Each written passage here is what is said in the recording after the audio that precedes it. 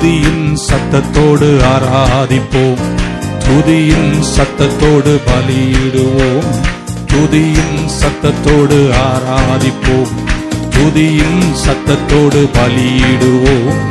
உதடுகளின் கனியாகிய ஸ்தோத்திர பலி செலுத்தி ஆராதிப்போம், உதடுகளின் கனியாகிய ஸ்தோத்திர பலி செலுத்தி ஆராதிப்போம்.